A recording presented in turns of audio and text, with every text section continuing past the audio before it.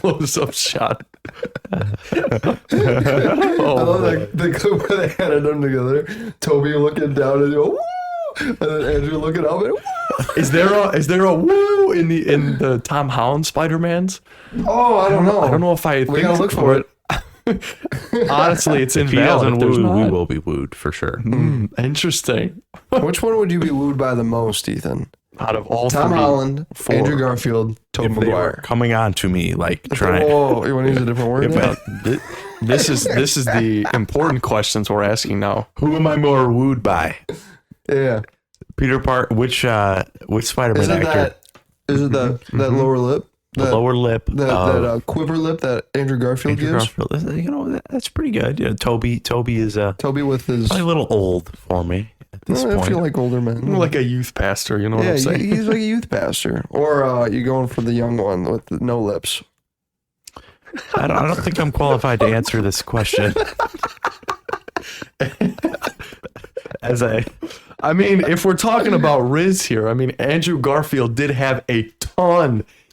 I think you said he exuded rizz. He exuberates rizz out of every pore in his body. Dude, how is this Peter Parker? This is definitely a different universe, Peter Parker. The scene where he's talking to Gwen and he's like fumbling over his words like crazy. That he like looks at her halfway, bites her lip. He bites his lip. He bites her lip later in the movie for sure, but he bites his lip and he's just like, yeah. He's like, I like kissing you. He's like, I like kissing you too. The dialogue in this movie, I always remember this being a little bit better than the Sam Raimi films, but in this one, I don't know.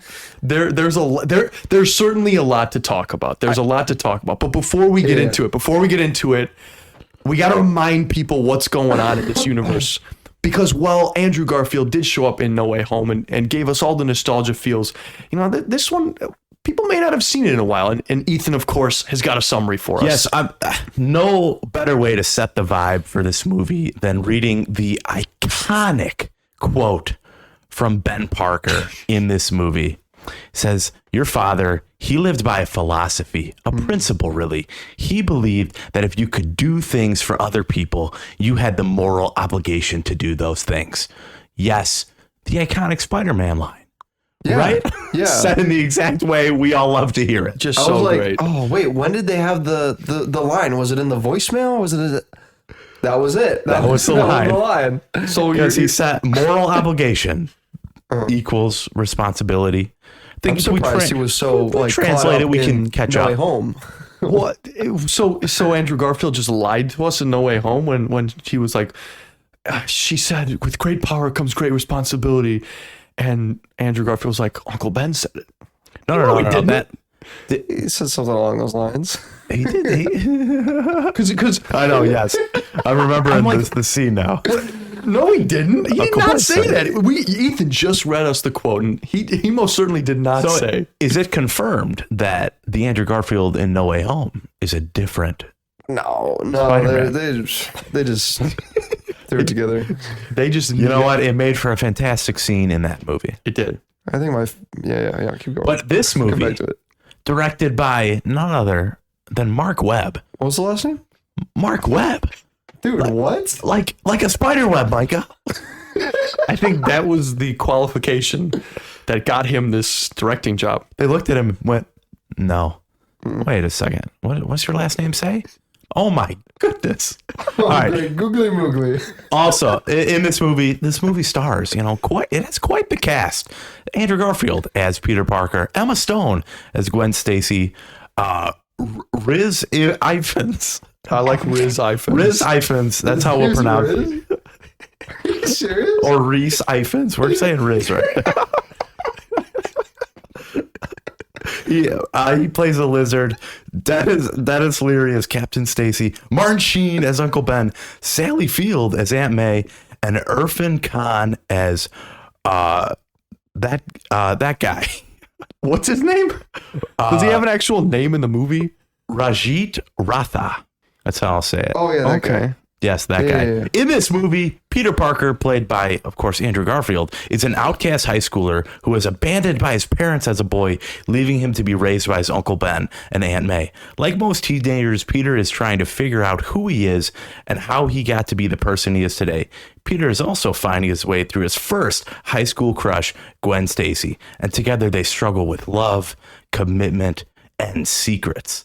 As Peter discovers a mysterious briefcase that belonged to his father, he begins a quest to understand his parents' disappearance, leading him directly to Oscorp and the lab of Dr. Kurt Connors, his father's former partner. As Spider-Man is set on a collision course with Connors' alter ego, the Lizard, Peter making life-altering choices to use his powers and shapes his destiny to become a hero. It's pronounced Reese. Looked it up. So like that sounds like a pretty interesting Sounds movie. like a movie right there. Very in-depth plot. Yeah. It sounds like the Spider-Man story that has not been told yet, as was the catch line for this movie. Now, Yeah, Ethan, you want to sum up what you read in our So I have the collector's edition of the Amazing Spider-Man. Well, I have both the Spider-Man trilogy, the Tobey Maguire one, and the Amazing Spider-Man duology, I guess. yeah, Pair. 2 movies. And they both have this nice little book in the front. Emphasis on book. Yeah, it's like 20 pages. It's in this DVD collection. a hefty book at the front of this. Blu-ray collection, mind you. Yeah. Blu-ray collection. And there's lots of pictures, lots of great things. Ethan, you read quite a bit of it, and you were going to read it for the summary, but then you realize that it's like, It's too much. it's too much. It's way too much. Why would they put it and give it to you to read when it could just be like a bonus feature? Like, why didn't they have people say this stuff? Like this is supposed to be in like the story of Amazing Spider-Man, narrated by, Avi Arad. I don't know. There's a lot in there, but So what was the main point they were trying to drive home in this, Ethan? Well, as we know, the Raimi movies built a world that, in my opinion, was just so perfect. It was so Spider-Man. It just had that tint on it of nostalgia, and they had to do something with this. If Sony didn't make this movie, they would have lost the rights to Spider-Man. So they were at the end of their road, and they were like, all right, let's do this. And it was so hard because the Raimi movies literally did everything right in a lot of ways. Not everything perfect, but the origin story, great. The elements of the Spider-Man character, the Daily Bugle, Uncle Ben, the wrestling origin, that it's all note for note. It's so good and directly pulled from the comics. This movie, they want it to be different. And it definitely is different. you can tell though. It's different. Yeah. It's like they were told the number one thing was make sure you differentiate yourself from down to the fact that J. Jonah Jameson's not in the movie. Uncle Ben doesn't give the same quote. He's got web shooters, which I do prefer. Which Good step in the right that's like direction. the one thing that comic this accurate, yeah. does better than the other ones, which unfortunately is not the greatest thing in the world. But I don't know. There's a lot to this movie, and I want to shoot this over to Micah first. What do you think about Amazing Spider-Man? You're a Raimi trilogy fan. I'm definitely a Raimi trilogy fan. This was my second time watching The Amazing Spider-Man. I first watched it right before No Way Home. I've still not seen the second one, so stay tuned for the sequel review when we do that. That'll be a fun one. Yeah, overall, this movie definitely entertained. It wasn't bad, in my opinion. Was it the Spider-Man I would have wanted to see? No, but it is a different Spider-Man enough to merit itself a new universe. If it were the same Spider-Man, if it were trying to be the same Spider-Man, like, okay, the first trilogy, we can't do that anymore, but we gotta keep going with the Spider-Man, so we gotta just do Spider-Man again. They didn't just do Spider-Man again. They did change it enough, and it works for me. Sure, he's not the Peter Parker we know and love. On its own, this is an okay movie to me. I think that the dialogue between Gwen and Peter is, while not the best romance writing or whatever, it is definitely what high schoolers would say. I think they got that pretty well. The chemistry they have together is pretty good. I mean, they were dating, so you can feel that they were, they weren't afraid to get close to each other, and the action's okay. It's passable. The CGI is pretty good. It doesn't have this. My biggest complaint is it doesn't have the Spider-Man web swinging like it should. Like, he doesn't swing around New York the way it doesn't have like that scene, Like all the Raimi Spider-Man movies, they had that scene where they're swinging around New York and the music swells. And it's very triumphant. Yeah.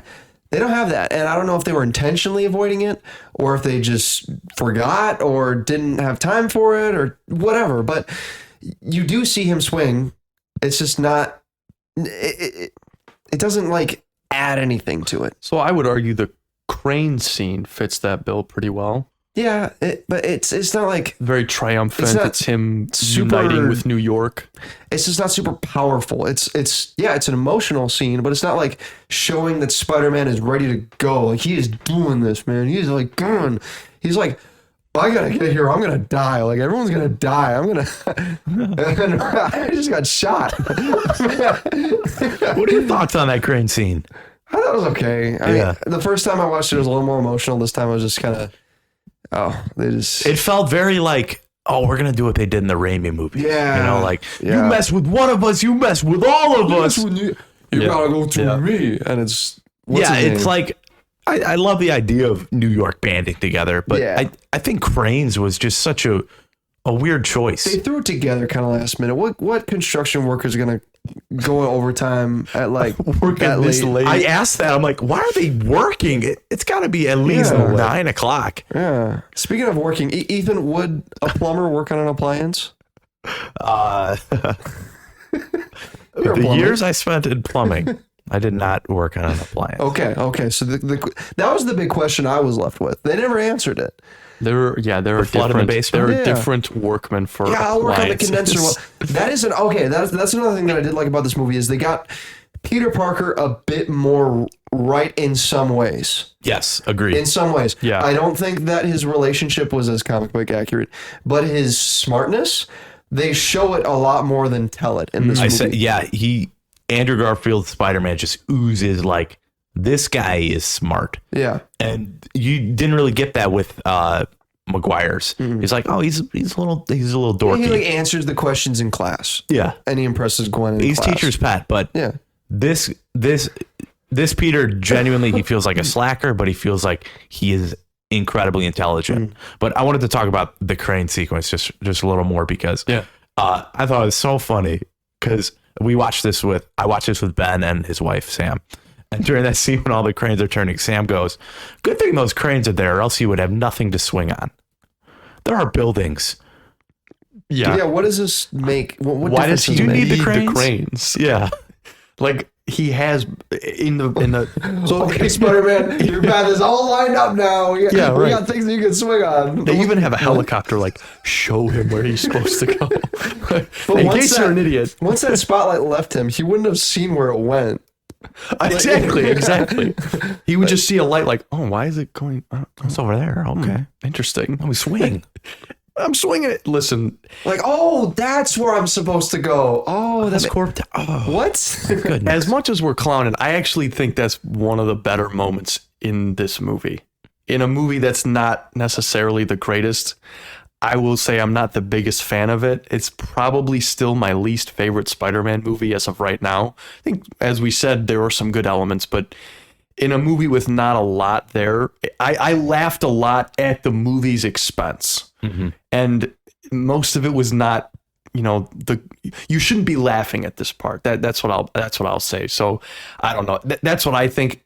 Ethan, are you more positive than either Micah or I, or where do you stand? So every time I watch this movie, I sit down and I genuinely want to love it.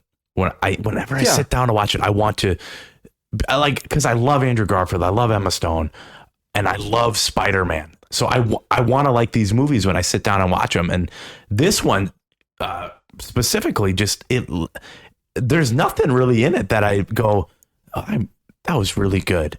I really liked that. And that sucks because this is the first Spider-Man movie I ever saw in my life. Avengers came out And then this came out right after it. So the Avengers ignited the spark that got me on the superhero bandwagon per se. I mean, I don't know if you can call it a bandwagon. I'm still on it, but that got me introduced to the superhero world. So when this movie came out, I saw this too. I loved it. I was like, well, Spider-Man's so cool. And so I do have nostalgia for it where I look back and I'm like, I remember liking this scene when I was little. Yeah.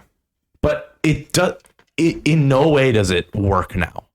Like, we have the contrast of the Avengers to where when I liked those scenes in the Avengers when I was little, I go back, I watch them. I love them more now because they're amplified with my age and my love of the material. This is the opposite.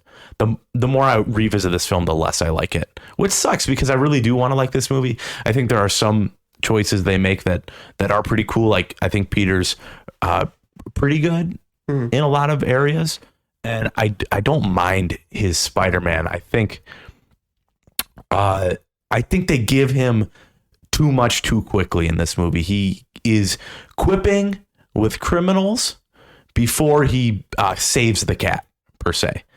You know, you always have to have that hero moment to become the hero that we want to root for. And he is bullying these criminals and being snarky to the cops before he's earned that.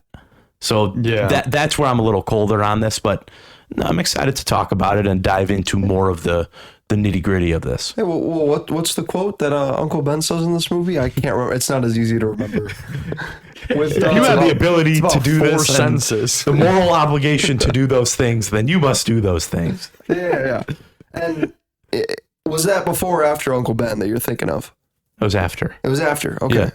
That's something that oh yeah, that's right. Cause he goes on the little thing and he gets his costume. Yeah. He needs to have that save the cat moment where he's like, I love that scene where like that first scene where he's in the car and that the criminal dude gets into the car and he's like quipping with him and he's like, yeah, magically appears in there. And then he like flips the door shut and then he's like talking to him still. I like that scene. I think that was a good Spider-Man scene. And then when the cops show up, he's like, he disarms a police officer. That's against the law. He would have been arrest him. Yeah, arrest him. That would have called for his warrant. Because vigilantism is completely legal. Right. Like, I get why he did that. It doesn't matter because he's already breaking the law. I feel like somewhere in the development of this movie, they wanted to turn this into a sort of Dark Knight reboot where it was a more realistic Spider-Man. Okay, he's against the law. The police have to take him down. Kind of thing. You do get that vibe, dark and gritty. Like, that's definitely the vibe Mark Webb went for. Mm-hmm. And that could have been a cool movie too, if they continued to, because it shows it in the costumes. I like the Spider-Man costume in this. Not as much the mask, but the wear that you see on the costume. I know, I like it. The colors look real cool. Specifically the bottom of the shoe too. Do you see that? Like, it's worn. But in the movie, because he's been running on walls and all this stuff, I think that was a cool little touch. Nobody thinks to like, oh, your shoes are worn. But the soles of his shoe are worn down. Nice detail. That was cool, and the costume has more detail as you look closer to it, and then far away has a different look. The only thing I can't get past are the eyes. I don't like the eyes of this costume. Same here. If you had, I like the logo because it's the comic book logo. That's cool. The eyes, they just look too small and they're not reflective enough. Yeah. Well, if small and reflective are the things that's holding you back, you will really like the suit in Spider-Man, The Amazing Spider-Man 2. All right. Indeed. Gets an upgrade. I think one of the main problems with this movie is when it came out. Because it's 2012, and you kind of said this, alluded to it, yesterday, and it's like the Avengers had just come out, and this is a Marvel superhero. So I even remember at the time, people were like, oh, yeah, well, when is Spider-Man going to join the Avengers? Mm-hmm. There were images photoshopped with him in the iconic 6, circular shot, and there was Spider-Man there. And it was like everyone wanted him to join it. Andrew Garfield is even quoted as saying, we have to merge the two universes because, that's where superhero television, we can't do this without making it bigger. Yeah. And he saw some money signs. Well, but he also had a point. That's exactly where Spider-Man needed to be taken. And he's had great success with Marvel. Yeah. But it's a problem because these movies had the unfortunate task of coming after 3 beloved movies that do almost everything right, and the fact that this is right in pretty much Marvel's heyday of just cranking out great movies. This is the start of the MCU really like full speed ahead, man. MCU's not stopping for another like 6 years before we get a stinker. MCU's still going. Yeah. And another thing about the Raimi movies too is that Raimi has that artistic touch. He has that scene composition that's just unmatched compared to the other Spider-Man movies. In the Raimi movies, there's writing and dialogue and specific shots and scenes that are just corny. That's how you say it. They're just corny. But where in this movie things are also corny, they're just done completely different ways. Because when Raimi does it, you feel like Raimi knew that was corny. Personality. It's his. There's personality in that movie, and in this movie they just kind of throw it in because they have to, sort of thing. And it really takes away from it when Peter isn't as awkward as he could be. Yeah. So like he's awkward, but not in the way that he was. Not in the way that I picture Peter Parker. He's too rizzy. Well, the problem is that they're like, number one, he skateboards. Yeah, not relatable enough. I never pictured Peter Parker skateboarding, and that's more of like a cool, edgy teenager vibe. He doesn't skateboard just to skateboard. He skateboards while Coldplay's playing over it. Yeah. Oh, yeah. Come on. Like Props to that. It's too, it's too cool. Mm-hmm. He's supposed to be like. I related way more to Maguire because he was the nerd who was getting beat down. And it was like, no matter who you are, you have experienced bullying in your life in some form. Everyone can relate to that. Not everyone can relate to, skating around on a skateboard I bully all the time. just rizzing up the hottest girl in school. And it's like, it's just, I don't know, like there's just questionable choices. Whereas I think that Holland and Maguire are better treated as far as, now that makes his Spider-Man portrayal, not his Peter Parker portrayal, really good. Mm-hmm. I think that Andrew Garfield is a better Spider-Man than he is a Peter Parker, which is unfortunate because you really need both to have it work. And I would say, honestly, Peter Parker is probably the more important role to get and hammer it nailed down. But I don't like when Peter Parker is cool and has like a smolder. The thing I read in the book from Mark Webb earlier, the book, he said that Peter is an outcast by choice in this movie. He rejects people before they reject him. And that is very different from what we see with the movie. No, not like this movie. You feel that a little, but in the Raimi movies, he's trying to get a seat on the bus. Nerdy dorky glasses girl won't even let him sit by him. Yeah. And I think the biggest problem with Peter Parker in this movie is that he gets off too easy. He insults the police chief and, goes unscathed. Runs away. He doesn't get a stern talking to. He comes home late every night, and then sure, Uncle Ben does the one thing where he's like, you go in there and you apologize. I love that scene. Yeah, that's a you good go in there, thing. you apologize to your aunt right now, and then he walks in and is like, no, I don't actually need to, you don't need to apologize to me, it's more your uncle. No, you apologize. I love that dialogue. That seemed like the most genuine dialogue. Yeah. Uncle Ben, every time I see that actor, I think of National Treasure. So Peter runs away, he slams, so this is right before Uncle Ben dies. He runs away, he slams the door and breaks the glass. Mm-hmm. I'm sitting in that scene just thinking, I just feel like Peter's just a little too petty right there. Yeah, no, I Uncle agree. Ben is mad because Peter ignored phone calls from his aunt when he was supposed to pick her up. Yeah. Why is Peter mad? I get like... No, he was mad because his uncle brought up his dad. And that's what I came to, but even then, he's just, you just are being, I guess that's how teenagers are, They had to move the plot along. And that's something Mark Webb really loved, the idea of this parents and the mystery of them. And Avi Arad, too. He was all in on it, too, when you were reading the book out loud. He was like saying, this is important. This Peter is important because we get to see how his parents influenced the rest of his life. Do you guys like that plot point? I think it was underdeveloped.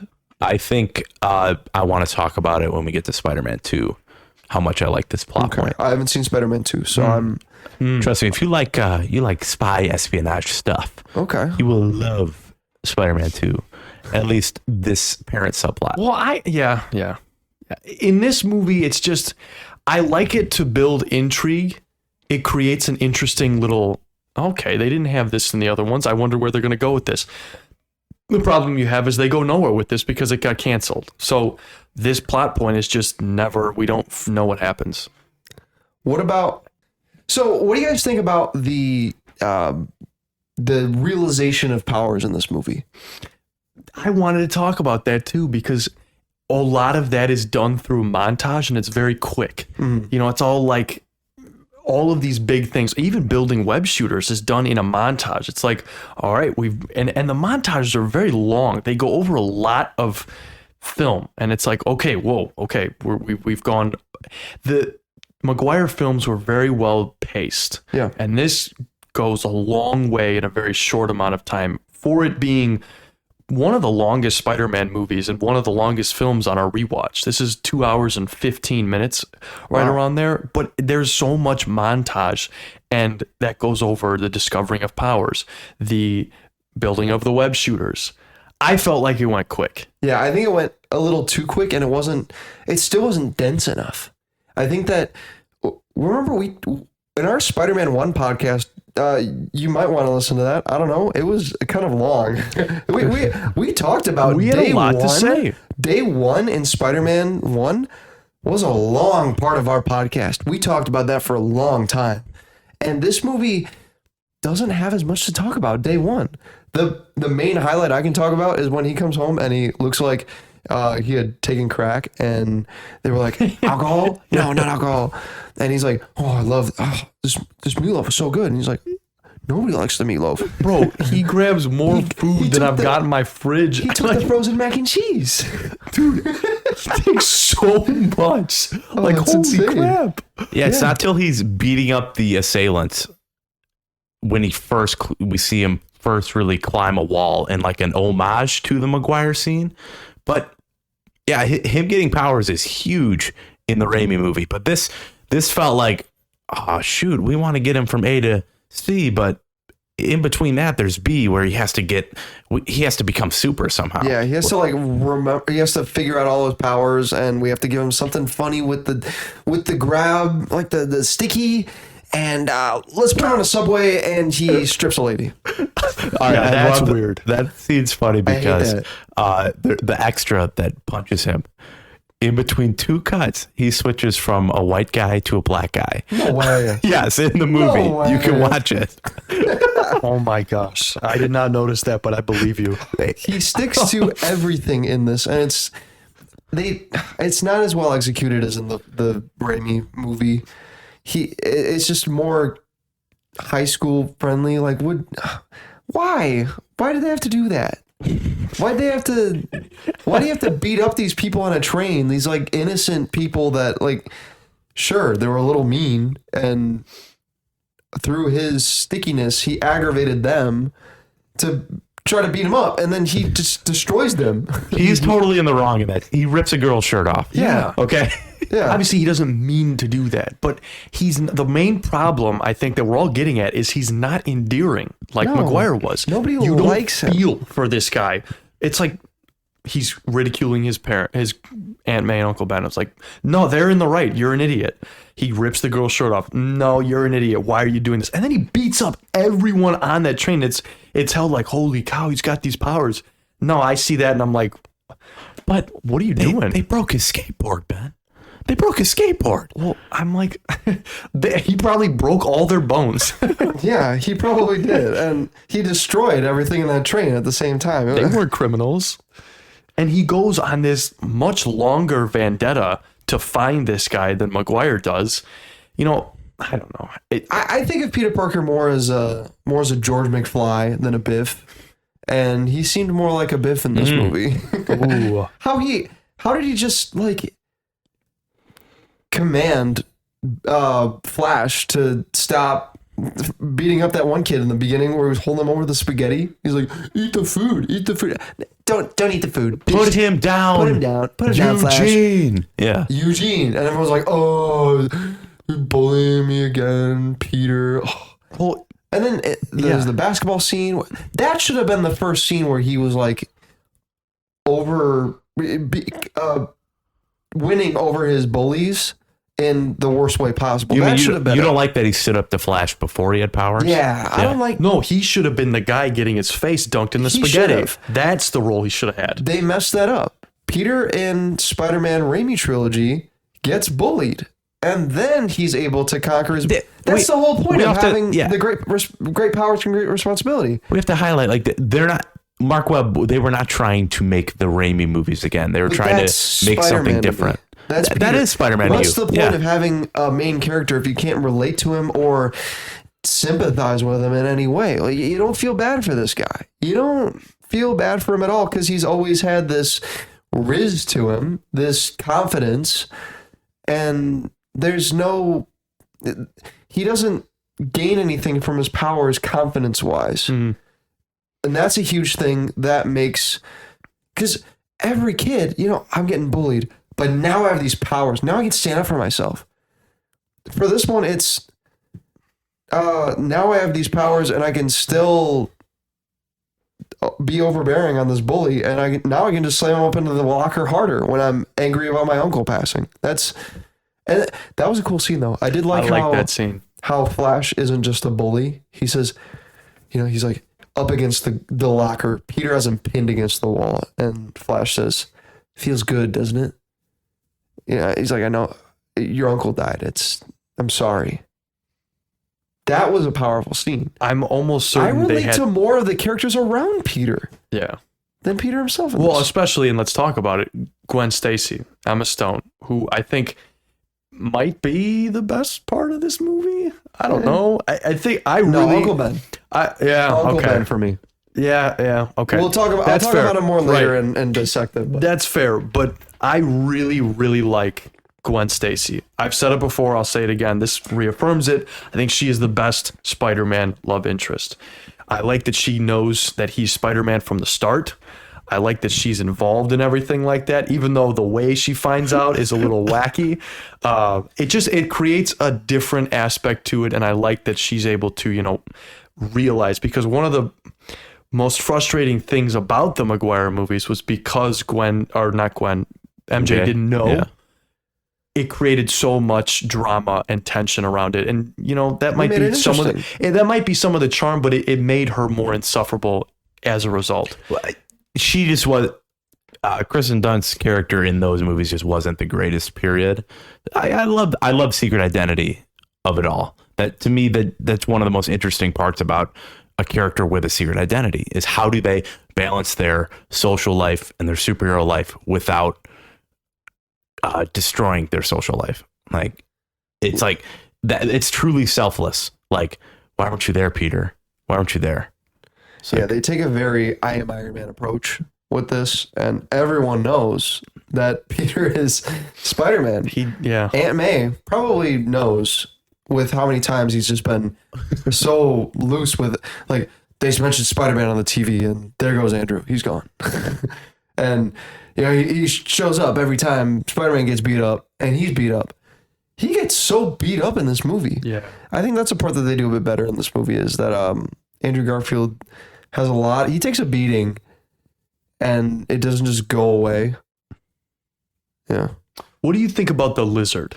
We haven't talked about Rizz, or as Ethan said, Rizz Ifans.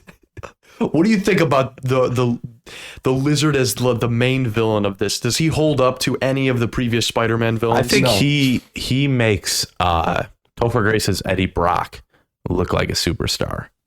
Oh yeah, for sure. He's really flat. He just is. God, please kill Spider-Man. Yeah, he's. I don't know. Kurt Connors can be such an interesting character.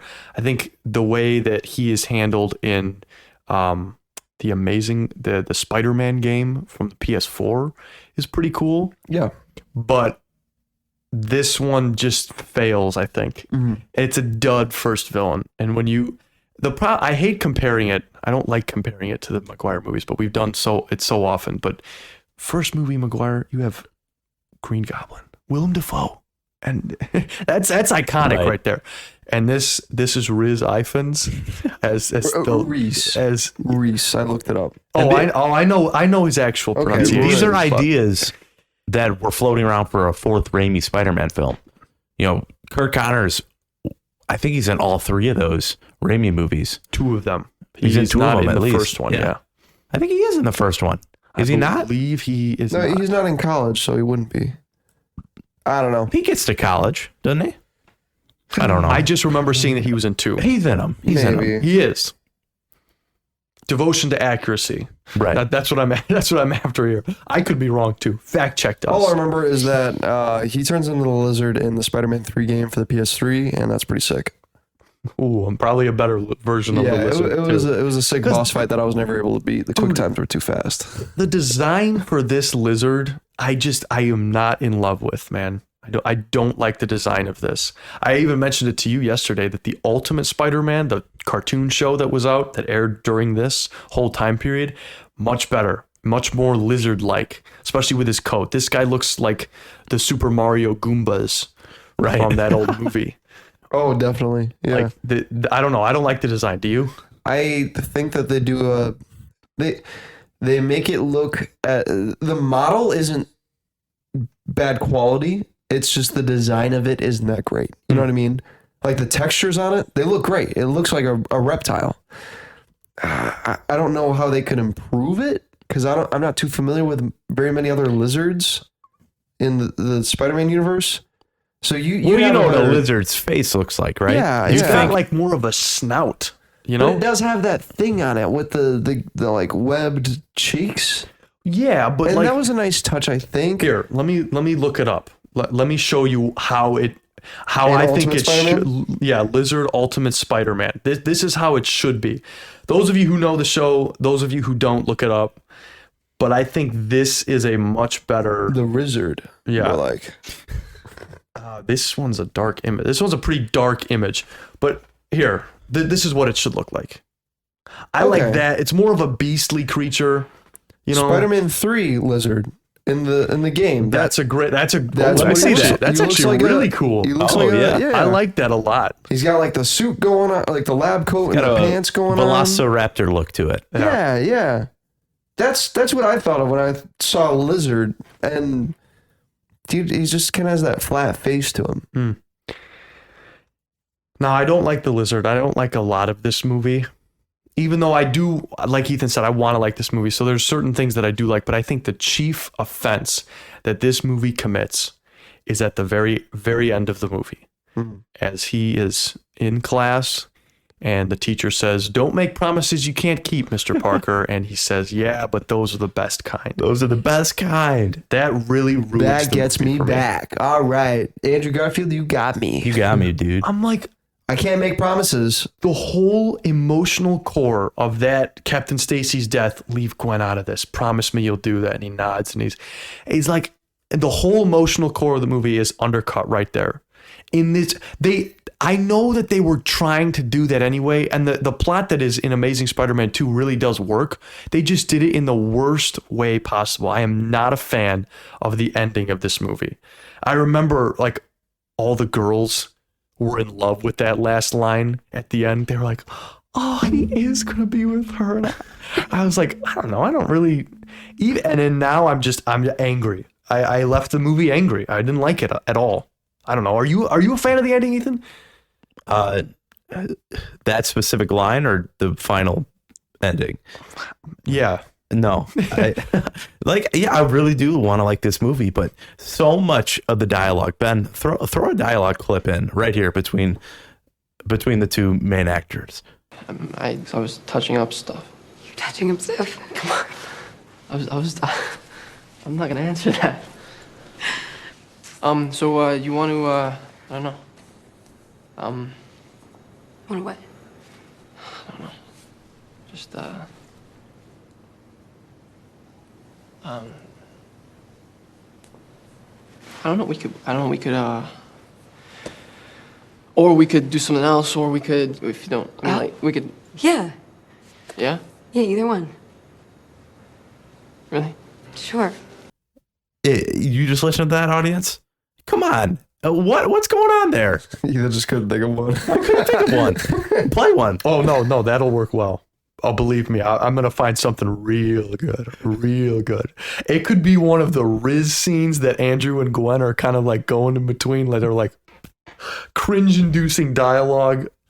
It could be anything. Like Lizard has some pretty insane lines. But yeah. I was really like watching this movie and I was waiting for a moment where I felt like, oh, I really liked that. Just either Spider-Man wise or Gwen and Peter wise. And it never came. That moment never came for me. And I remember having those moments the first time watching this movie. I just don't have them now. Even the scene that a lot of people say is the best scene in this movie, him saving the kid. He throws in the mask. He's like, put on the mask. It'll make you strong. I thought that was cool. I like that bit. I thought it was 10 times cooler when I was a kid. Now watching it, it just feels really, who cares? Why didn't you web him right from the beginning? Yeah. Oh, yeah, that's true. I think they should have showed more of him being the friendly neighborhood Spider-Man, because the Raimi trilogies do a great job. They do an awesome job. There's a great scene. Keep comparing it to the Raimi trilogies. I know. Good. There's a great scene of that in the second movie, and that I really, really love. But yeah, I think this movie, the worst part about it is Andrew Garfield is so great, and I love him as an actor, and his passion outside the role.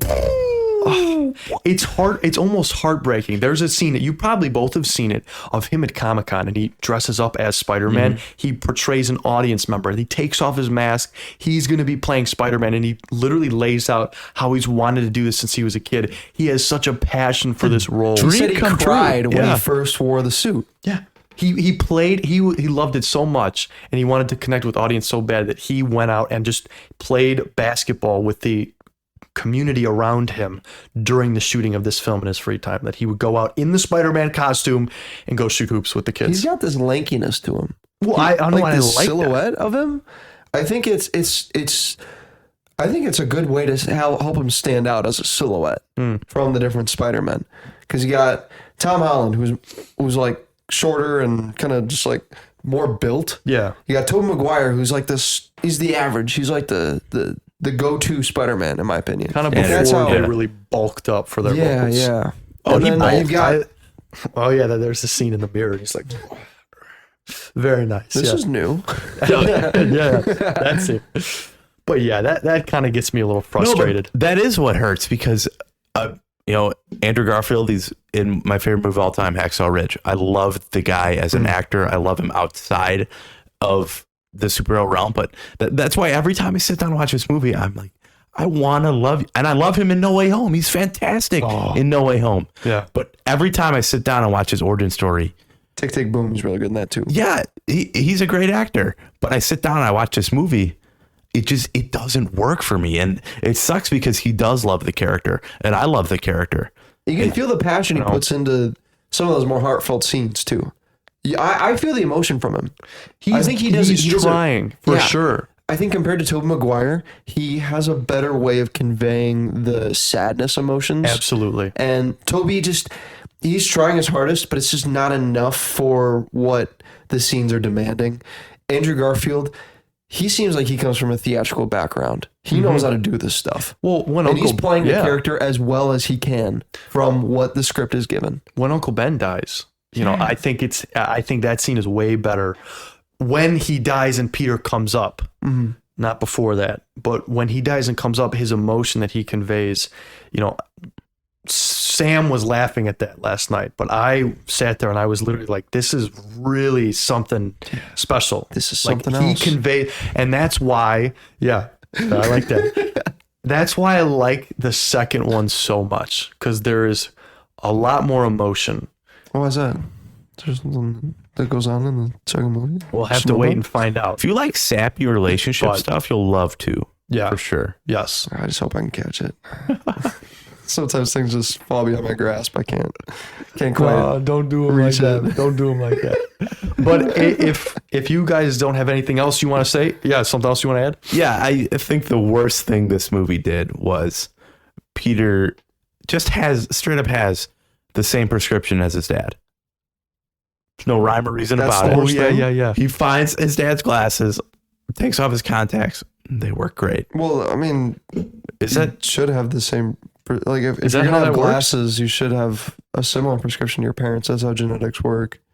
I I mean, know. I guess. I just thought it was dumb. That makes sense to me. And we've talked a lot about how they do a good job at making Peter sciencey and inventive, I guess, because he's got his cool little lock on his door. What's that for? Who can say? She's changing, of course, but he doesn't even make his own web fluid in this. Yeah, I remember there was a huge misunderstanding when the movie came out. People were like, "He makes his own web fluid. This is crazy. He's such a smart kid because he makes." No, he doesn't. He gets it from Oscorp. He buys it, He buys it in bulk. shipped to him from Oscorp. But That was pretty cool though. It grounded in the world. He does that was nice. make his web shooters. He makes Technology the web shooters. to make He it. does. Yeah. I like the scenes in Homecoming where Tom Holland is mixing vials together, making web fluid. I think it's cool. Yeah. That's why I think Spider-Man Homecoming is the perfect way of doing another Spider-Man origin story, because it skips all that. We've seen it already. I even leaned over to you yesterday. I'm like, oh, what's going to happen to this Uncle Ben? Yeah, right. That's why the Tom Holland movies, they just surprised us. Because that third one, you're like, Uncle Ben, did that already happen? And then, I guess spoilers for No Way Home, Aunt May dies, and that she is the Uncle Ben. Like, now I don't even think a critique of Homecoming was, there's no Uncle Ben. Now, I don't even know if the MCU Spider-Man will ever have an Uncle Ben, because he doesn't need it. Aunt May fills that role. Probably not. I don't think And that's a great way to make it different. I'm not mad about that. Because a lot of people were saying that this movie should have just skipped the origin. If you wanted to tell this story with Spider-Man, just kind of, because they kind of do that. My thing with this Spider-Man is that I think the world it builds around him is the least interesting. Raimi's got such a distinct feel to it, and Tom Holland is literally a part of the biggest cinematic universe ever. And this one is just kind of, they establish the world and they shove it down your throat before they give you the chance to care about this specific version of Spider-Man. Oh, here are his parents. They're vanished.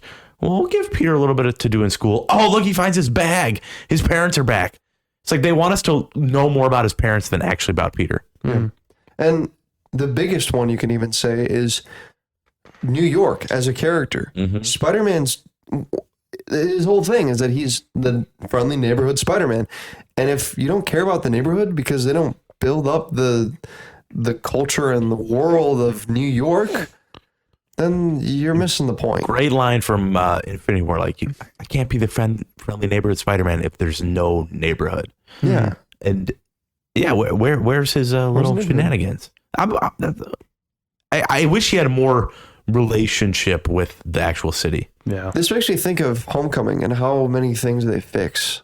They directly address from The Amazing Spider-Man to that movie. Yeah, even in the Raimi movie, it's a jump. And it's also a jump in this movie for you to look at this guy and go, oh, he made that suit? He made that suit? They do counteract that pretty good in Homecoming, where Stark gives him a suit. And we even see in Civil War, Peter's first suit is just like, it looks so homemade. It's so, I love that. it. It's literally a hoodie with a spider painted on it and goggles. That suit's so underrated in my opinion, because it's just, that's realism. And this one just wears sunglasses. Yeah. The first Spider-Man suits are always the best. Like in Raimi, it's a sweatshirt with I love that. with like a hockey mask thing. Yeah, right. A ski mask. That's what they're right. Yep, ski mask. And then it's great. And, You like the one in this? You like his red mask with sunglasses?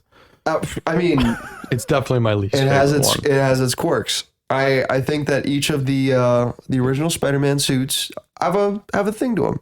Even in the Spider-Verse, it's just like a costume. Oh, It's yeah. a Spider-Man costume, and there's meaning behind that. That's cool. Everyone fits eventually. I'm excited for that movie, man. I will say, I don't think we've ever had a bad Spider-Man movie. I don't think this is a bad movie. No. I really don't. I don't think this is a bad movie. Is it the We've worst? We've been clowning on it. Is it the worst? I think so. I think so. We So have far, watched anyway. bad movies in this marathon. We Right. know what bad is. Yeah, If this you want to is know now what The bad is, Punisher. this is no Ghost Rider Spirit of Vengeance. Well, For sure, but it's not the greatest. So we're going to give scores, but before we do that, I want to say characters, gentlemen, and I'm going to shoot this to you first, Ethan. Do you have a favorite character? I'll take. We haven't really said his name yet through this podcast, but I'll take Captain Stacy. I like what he brings to the movie. I like how he kind of fills the J. Jonah Jameson role, and it sucks that we don't get J. Jonah in this movie or a version of him. And MCU realized, if we want J. Jonah, we can't recast him. We just gotta bring J.K. Simmons back. So that's this movie has the Daily Bugle. You see it on a newspaper, the Daily Bugle, but they don't have that. Spider-Man's a menace. That is so important to the character. So Captain Stacy kind of fills that role, and they're arguing at dinner about Spider-Man and how he's not a hero. He just beats people up, and I kind of relate to Captain Stacy. We were kind of saying how Peter isn't really. It's not really projected as a hero. I kind of look at Captain Stacy. I'm like, yeah, I'm kind of on your side, man. I could not see that argument happening in real life. That was a civil disagreement, man. Yeah, that at was the dinner table. Yeah, bro, like you go and see your dishonor girlfriend. the chief of police at his dinner table the first time you meet him. Disrespectful. And you're bouncing on the father that you're dating his daughter. He wanted the smoke, like straight up. Yeah, he was like, "Nah, you're wrong, dude." Straight up. Yeah, he's like, nah. And this is all after Peter snuck into her window. Yeah, I'd be shaking just because I of would that. beat it. I would kill him. I would be Get out of my daughter's room, you idiot. I grew Then up when my wife- little. My wife comes down later telling me, oh yeah, they went up to the roof. They were macking. Are you kidding me? Oh yeah, by the way, he's Spider-Man. You're a menace. But it's okay. You're going to die real soon. Yeah, right. Captain Stacy's a good pick. I don't think there's any problem At least that he holds portrays. his, at least Peter holds his promise to him after he dies. So. Yeah. He whole. Basically making him pointless for this whole movie. Oh, don't you worry. Oh, he comes back. Don't you worry. He's give him more. Like resurrect him or No, something? no. We get You'll see. zombie Stacy. You'll see too. Micah, do you have a favorite character in this movie? Oh, real quick. Every time he went on screen, I thought he was Commissioner Gordon at first. That was the name that came to mind. I was like, oh, it's Commissioner Stacy. Commissioner Gordon. Oh, shoot. Yeah. I don't know why. I was just because I was getting Dark Knight vibes, and that's favorite character. I gotta say, this might. I don't know. Some of the. I don't want to say he's my favorite Uncle Ben. Oh, No way. don't even. I don't want to say that. You can't Don't say that. But You he can't has even. moments. Don't even think about it. He has moments where he's a better father figure. Like overall, I like his voice message that he sends up. That's a really good part of the movie. he shows more discipline rather than just an advice. Like there's that the hero's arc, and in Spider-Man Raimi trilogy, you've got the hero's journey. That's what it's called, and Uncle Ben feels more like the mentor in Raimi trilogy. Okay, maybe I can't figure out what the Amazing Spider-Man is, but he feels more than just a mentor in Like a Amazing dad. Spider-Man. He feels more like a dad than just a mentor.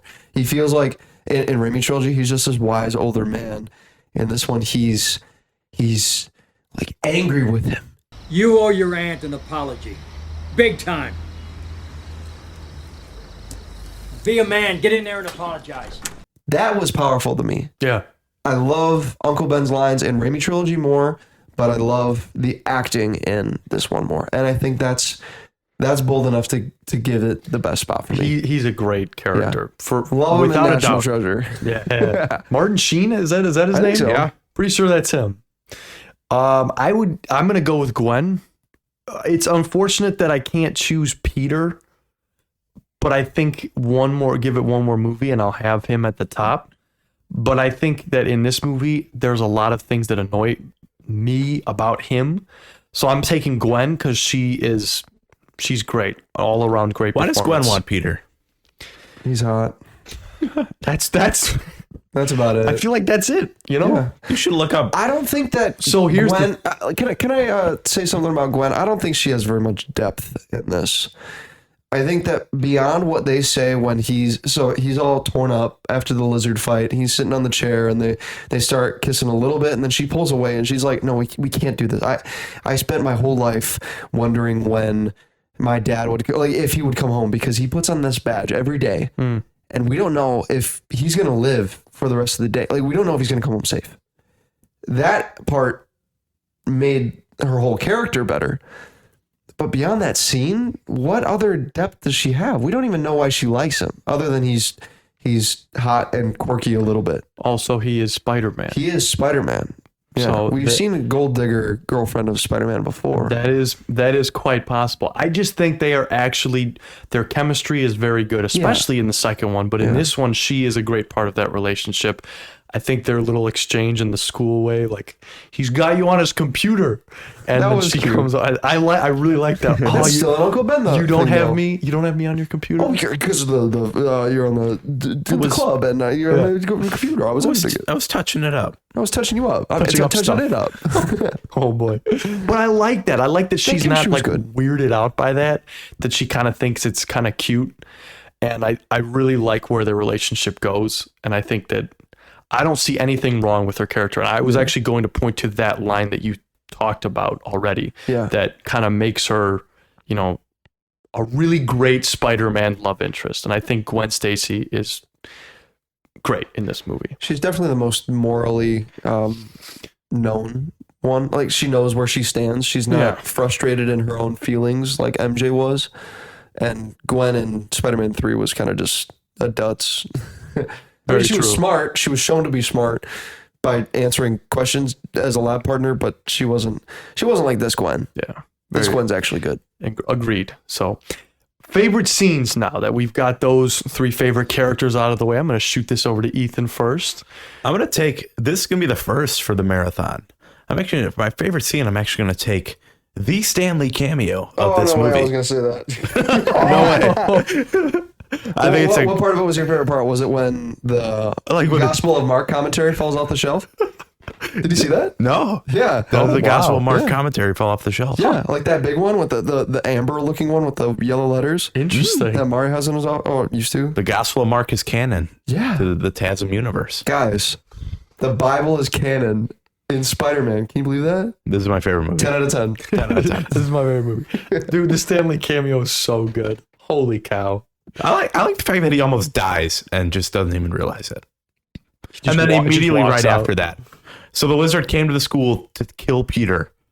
He beats him up, leaves him alive, and goes back to the sewers. And there actually is a deleted scene where the lizard turns back into Kurt Connors in the school in the bathroom, and Peter and him have a conversation. And Peter leaves him alive. Really? Which explains why he left. But in the actual film, lizard leaves. Because I was thinking He's that, just okay, gone. it Cops was just are here. illegal. Gotta go. Yeah, right. I care. I'm the lizard. Was the scene filmed? It was filmed. Yeah. Oh, can you watch this scene? I think you can watch the scene. Interesting. I'm gonna have to look at I this. saw screenshots of the scene. First Stan Lee cameo is the favorite scene. Yes. Very nice. Wow.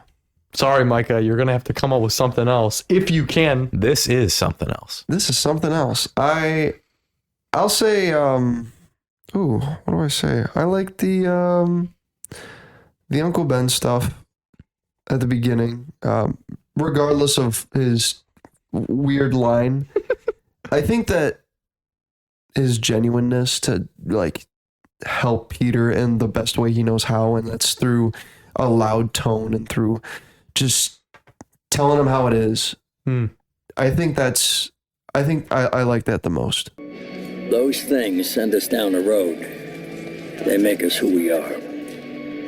And if anyone's destined for greatness, it's you, son. You owe the world your gifts. You just have to figure out how to use them.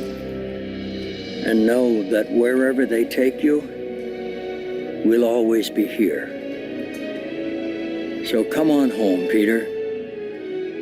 You're my hero. And I love you. the dad, and he was like, your father wanted you to, his goal in life was to do this. And then Peter Parker flips it around and is like, why would you bring up my dad? But before then, it was, I loved Uncle Ben in this movie. Yeah, he's a shining star, and otherwise, Mid movie. more like yeah. It's not necessarily the greatest, that's for Aunt sure. May could be better. She kind of just stands around in the kitchen after Uncle Ben dies. Uncle Ben, I like how he gives Peter responsibilities too. It's not just there are responsibilities in Peter's life and Uncle Ben is lecturing him about it. He gives him things to do, like pick up your aunt after this thing, because I have to switch shifts because of you. Yeah. This is your fault that I'm switching shifts because of you breaking the basketball hoop. Peter's immaturity is directly affecting Uncle Ben's death in more ways than just he happens to be in the wrong place at the wrong time. There's the gun. Yeah. The argument gets him out of the house. The argument is because of him not picking up Aunt May. He can't pick up Aunt May because of the basketball incident. Everything is connected with that. And with the library thing in the Raimi trilogy, it's just he goes to the library because he has to go to the wrestling match, and Uncle Ben just drives there and sits. There's no like conflict between them. Now Peter has, in the Andrew Garfield one, there's more emotion to it because now there's unresolved tension between them. He never apologized. He never like made things right with Uncle Ben. He was angry at that convenience store. And Uncle Ben will never know how Peter felt. That's what makes it so tragic, man. Yeah. I remember feeling emotions the first time I watched this. And since I knew it was coming, like when it was going to happen this time, I knew, and I was prepared for it. This time first time it was, I like that scene. That's a good scene. The only Uncle Ben death scene that ups it, I think, is the Spider-Man 3 one. I loved that Sandman part. The retelling. Actually, yeah. I like that retelling with the music, with the score. Yeah. Bum, bum, bum, bum, bum. Oof, I love it. That is good stuff. While I said the word score, I don't like the score in this movie. I actually really like the score. I think that there wasn't a single track that stood out to me. The only tracks that did, there was no theme to go off of, and I think that might be why there is a theme to go off of. That's why they get who does the second one? Hans Zimmer. Yeah. Well, the first one is scored by James Horner, one of the best movie composers of all time. James who? What we know him from, Ben?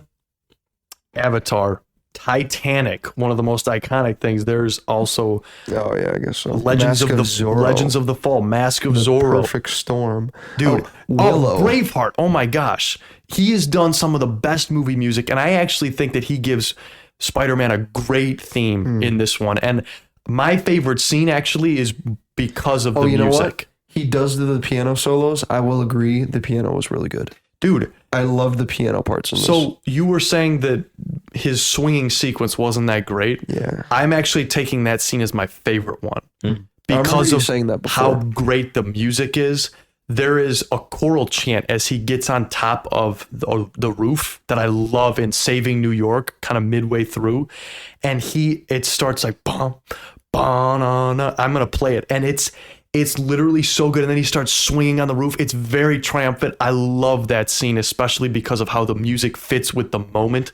And it's Spider-Man uniting with the city. It may not be as good as the Sam Raimi scenes in regards to that fact, but I really, really like that scene, and it cements him as far as Andrew Garfield's web swinging goes. I think he has great web swinging, and I think it improves over what Tobey Maguire does in this movie, and especially in Amazing Spider-Man 2. I think he has better web swinging sequences. I'm not going to fight you about the Amazing Spider-Man 2. I mean, you'll realize 3 seconds into that movie that the swinging is fantastic, but I don't know. Whatever. I don't know if this one has anything special. even the end as he shoots through that crane, It looks and then has cool. that iconic moonshot It as looks he. cool. Yeah. Yeah, that was all right. It goes in the poster. All right. I think that's great stuff. One man. scene though, that was one. That scene and the crane sequence, which I think There's are no are scene two- of him standing on the American flag, though. Yeah. Well, that's true. That is 100%. But that's not web swinging. That's standing. So I think that this does improve Maybe on it that's for sure. maybe that is it though. Maybe there wasn't enough dynamic between him swinging and him standing and running, and because in the Tobey Maguire ones, you see him like running on buildings and jumping, and But he does that exact thing I don't know. in this. He runs on a building and then jumps off and hits every crane as he goes through there. Like I love that sequence. It's in my opinion, it's really good. But gentlemen, now it's time to score Amazing Spider-Man 2. Where is the fourth Spider-Man movie in our list Spider-Man going 4. to rank? And actually, before we do this, what is the overall critics' consensus of this Oh, movie? yeah, let me Micah? get you that. We haven't done that yet. So, The Amazing Spider-Man, where's it at? Right there. Rotten Tomatoes critic thinks that it's a 71.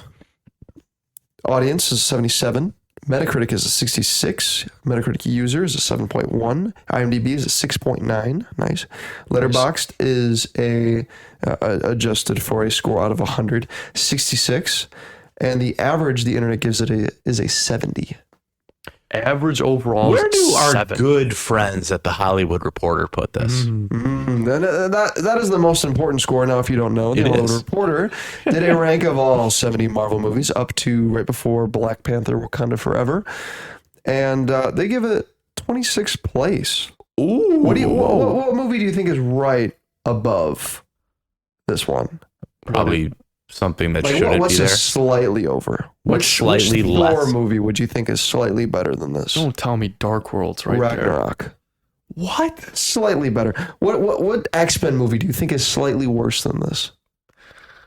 Don't tell me Logan. Better Days not of be. Future Past. Oh, Yeah. dang it. So that sucks. so it goes The Amazing Spider-Man, Thor Ragnarok, No Way Home, Multiverse of Madness, Far From Home, Deadpool. They have TASM in the top 25 of this list. 26. Dang. Top 30. Dang. So it made the top half. And let me remind you, 31 is Infinity War. Yeah, they can always count on them. We can always Yeah, count on them to disappoint us. But it's our turn, gentlemen. It's our turn to add to this because, as we know, our rating is the only one that truly matters. It's why we're doing course. this. So, Mr. Wentzloff. Oh, man. Yeah, this is a movie. We've talked about it for about an hour now, and I want to love this movie. I love the actors in this movie. I love the look of this movie. I like the suit. I like Spider-Man. I don't like this movie. I want to like it a lot more. That's about all I got to say. I'm going to give this a 6. 6. I like putting this Quick, at a 6. concise. Yep. Not gonna get into the nitty gritty of it. I like it. I don't hate it. Yeah. It's definitely no Ang Lee's Hulk or Elektra or Daredevil. It's nowhere near that level, but it's also nowhere near of the heights of Iron Man, Thor, and Captain America. It's a 6. 6. Yeah. Micah. So the 6 range for me is, yeah, I'd watch it one more time. And I've watched it one more time. I think I'm good. So I'd say it's in that 6 range. Where in the 6 range? I'd say it's lower 6. Maybe like looking at my scores, I'm looking at a 6.2. 6.2. Yeah, there were definitely things in this movie that are memorable, things to look back on and say, okay, yeah, I did some things right. But even after the second watch, there's nothing that like makes me want to go. Yeah, I want to watch that movie again. I agree with you. I after turning this movie off last night, I was like, I don't know if I will ever watch this again. Yeah, there's This just nothing specific movie. Nothing that's like really good. Yeah, I don't Nothing know. you can get from this that you couldn't get from the other iteration of In Spider-Man. a better way, Mhm. for sure. The Raimi trilogy does everything this movie does better in every way. Just like you said, Ben. Just Just like you said. not everything. Everything. Not everything. But Everything. I'm gonna have to go near you guys. Honestly, I'm gonna go with a 6.5, higher than both of you, but Still not very Yeah, high. it's just like a solid, like, yeah. It's a solid, like, yeah, you turn it on and take it in. And Yeah, okay. you watch it once, that's fine. And It's not the greatest out there, and it's a crying shame because it has a lot of potential. I like the second one a lot better, and I know that for a fact because I've watched it recently. But this is my least favorite Spider-Man movie for sure. I think every other Spider-Man beats it out. So it's still good, Micah, but average. We are at a 6.2. 6.2. So that gives us, hold on 1 second here. That puts us at, I believe, 16th place. Ooh, 16. 16th place. What is Right. above and below this? Right above The Amazing Spider-Man, so slightly better, is Fantastic Four at a 6.5. Whoa. And right below it is Ghost Rider, the bottom of our Whoa. fresh movies at 6.1. Wow. The TASM is not in too hot of company. Oh, it is not. No, it's not. But That it's is not not- too hot of a movie, honestly. It isn't. No, and I think it's a deserving spot. There isn't much that's really going for it. There, No.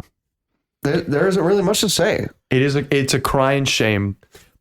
But that's the Amazing Spider-Man. There's a lot of studio interference with this one, a lot, and Even more in the second one. even more in the second one, that's for sure. And I think that unfortunately, it really, this movie kind of suffers from many an amalgamation of different things.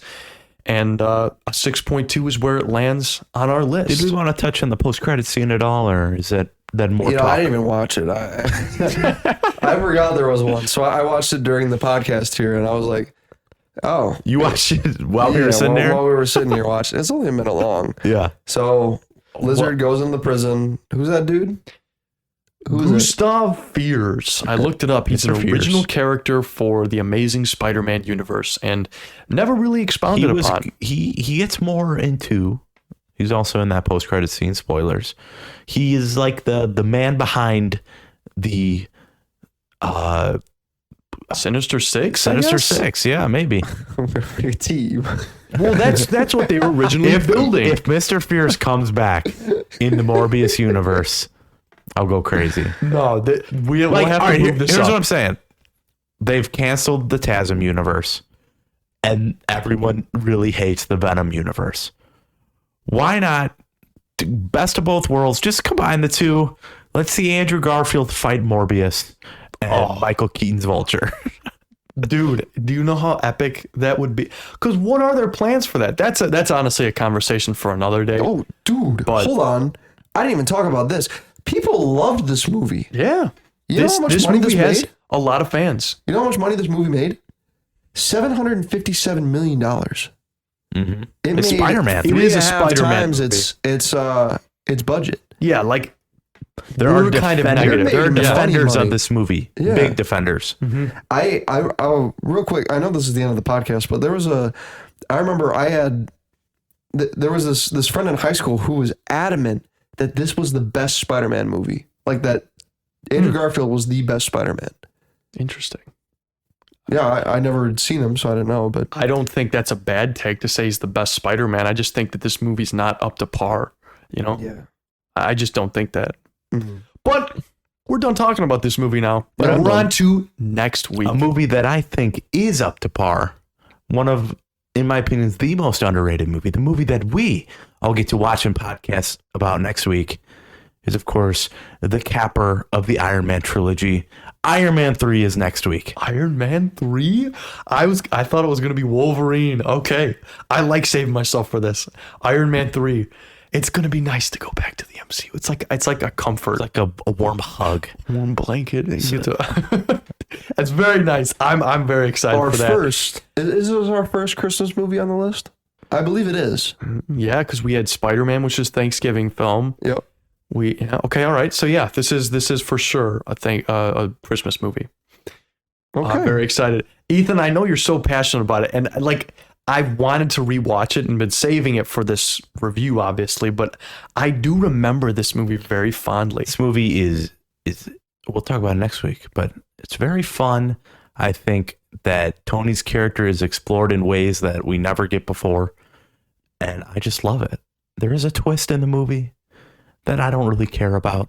People throw this movie under the rug because of that twist, but we get to talk about that twist next week. That's right. That's right. I don't remember the twist. You can watch this movie on Disney Plus, as of course, or I mean, if you're like us, I mean, I'm sure we all own this movie. So that's going to be next week, and that does it for The Amazing Spider-Man. A 6.2 is the score. It falls 16th place in our ranking of, I think, 28 films now. We're 28. chugging right And along. do you have our top 3 for the listeners? Yeah. Top 3. You want those real quick? I got top you. 5. Top 5. Avengers. Spider-Man 2, Iron Man, Captain America First Avenger, and Thor. 4 of those are MCU films. Are we going to add another one to the list next week? Certainly possible. You'll have to listen to find out. As for this week, I am Ben Rayside. I'm Ethan Westloff. I'm Micah Hutt. Signing off. We all hope you have an absolutely fantastic day.